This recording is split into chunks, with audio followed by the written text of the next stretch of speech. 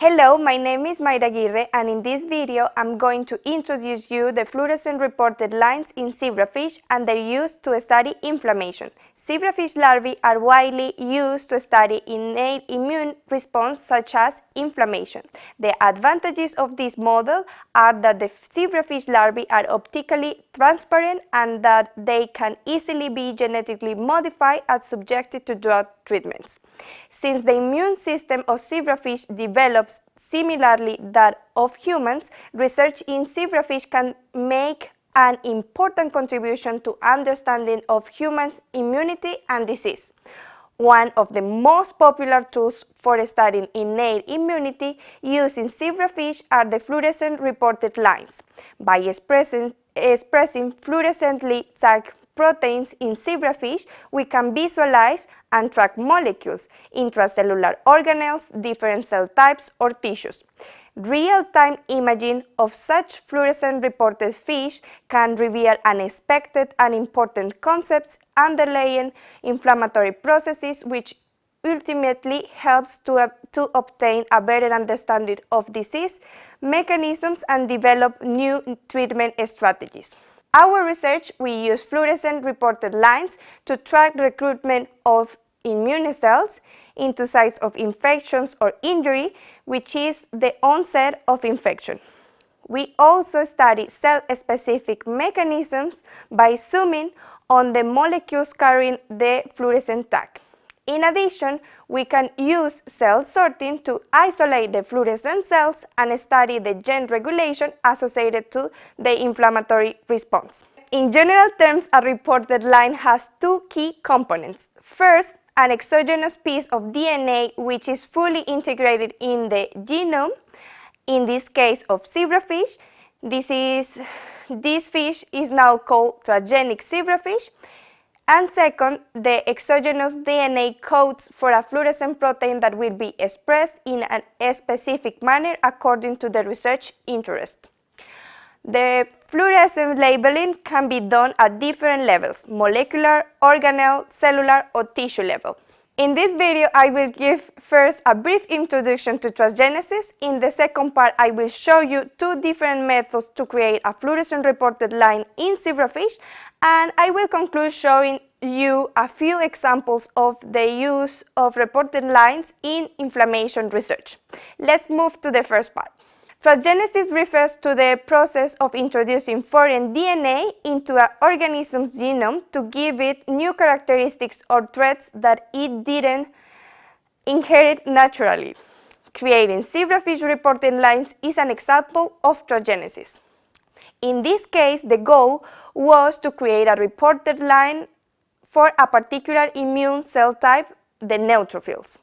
Therefore, the DNA construct contains a sequence coding for a fluorescent protein such as green fluorescent protein, GFP. In addition, the DNA construct must contain a regulatory DNA element, here in this example called a promoter sequence. In this case, the GFP is associated to the promoter of MPX, a gene specific for neutrophils. Using this promoter, we make sure that GFP is expressed only in neutrophils.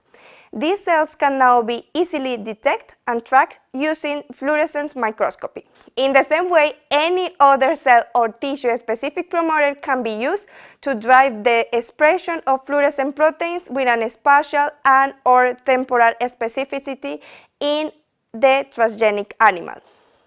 So now I come to the next point, which is the methods that can be used to create zebrafish reported lines. In general terms, a plasmid containing the DNA construct and the enzymes that performs the insertion into the genome must be injected in one-cell stage embryos. The precise components can differ based on the technique to be used. Phenol red can be used to visualize the injection. On this occasion, I will briefly describe two techniques. The first is the tool-to transposon system, which takes advantage of the tool-to transposons, a DNA element that can jump from one location to other.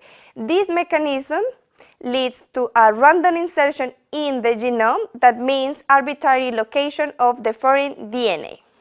The second is genome editing using CRISPR-Cas to knock in the DNA construct at a precise location. This system exploits the Cas9 endonuclease activity in a genomic target site and the DNA repair mechanisms that take place when Cas9 cleavage occurs. Let's see more in details these two techniques. TOL2 is a transposon originating from Medaka fish that was adapted to increase the efficiency of creating transgenic zebrafish lines. Basically, two elements will be co-injected. First, a synthetic mRNA encoding the TOL2 transposase, and secondly, a plasmid that contains the desired transgene sequence flanked by TOL2 ends. Once the two elements are co-injected into fertilized eggs by microinjections, three key steps take place. First, the transposase protein is translated from the injected mRNA and is activated through the recognition of TOL2 ends. The protein catalyzes excision of the transposon construct from the donor plasmid, and in the last step, the excised DNA will stably integrate in the genome. The injected mRNA and the transposase protein gradually degrade, and after transposase activity has ended, the TOL2 insertions become stable. The transgenic fish will be mosaics, that means negative and positive for the DNA insertion. A first screening needs to be done to select the founders, fish carrying the transgene in the germline. By crossing these founders with the wild-type fish, non-transgenic fish and transgenic fish heterozygous for TOL2 insertion can be obtained.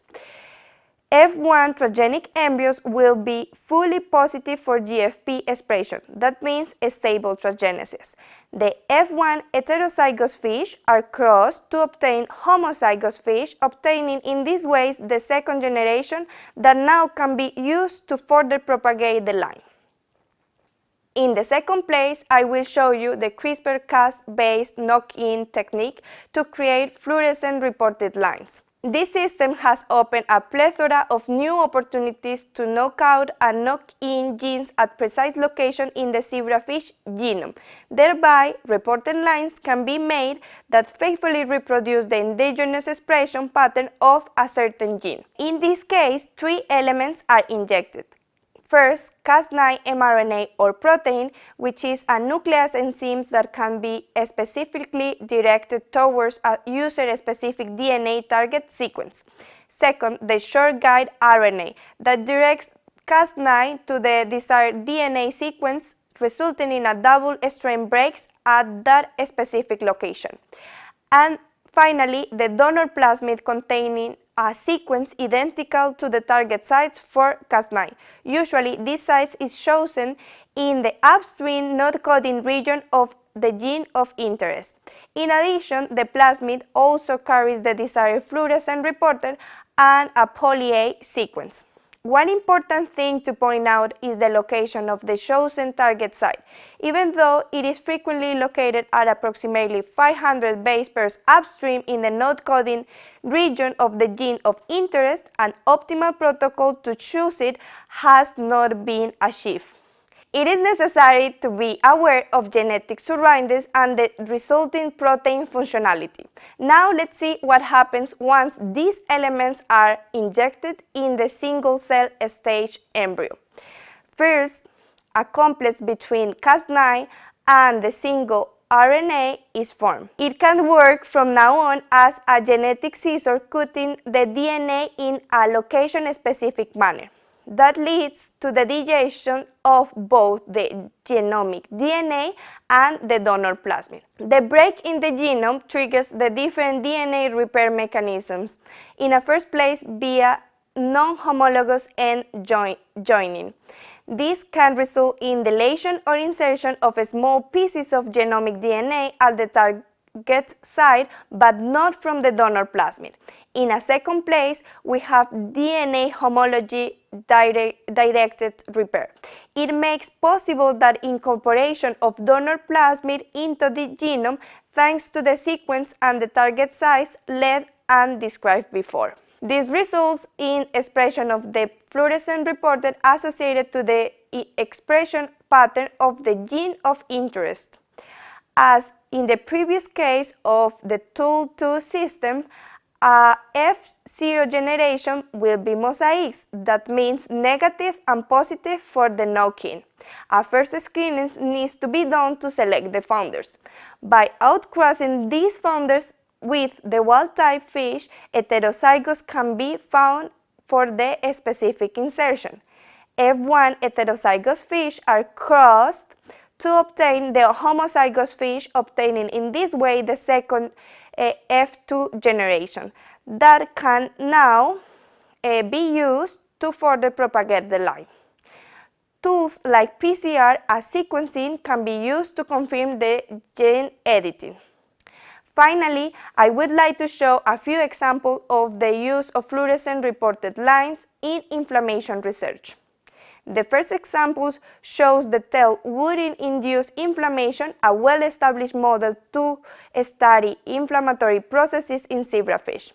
Using a double fluorescent reported line in the video, we can track the recruitment of macrophages in red and the neutrophils in green into the site of amputation. The second example, the tail amputation, is also used. However, the reported line for this case tracks macrophages here reported in red and TNF-alpha in green. TNF-alpha is a major regulator of inflammation responses and therefore is used here as a marker for the polarization of macrophages towards a pro-inflammatory phenotype. The third example shows an infection-induced inflammation where the recruited neutrophils in green are engulfing and removing locally injected E. coli bacteria. In the last two examples, I will show how fluorescent reported lines can be used to dive deeply in inflammatory signaling. LC3 line in green, for instance, is used to visualize autophagy-related signaling. During intracellular infections, the autophagy machinery plays an important role in the defense against pathogens, and it helps dampening exacerbating inflammatory responses. In the last example, two components of inflammasome's pathway, the adaptor ASC and the interleukin-1 beta, can be visualized. Inflammasomes are cytosolic multiprotein complexes that regulate inflammatory responses to danger stimuli and infection, and this regulation is associated with an increasing number of inflammatory diseases. In conclusion, zebrafish fluorescent reported lines provide exciting opportunities for studying inflammatory responses in real time from molecular to cellular and whole organism level.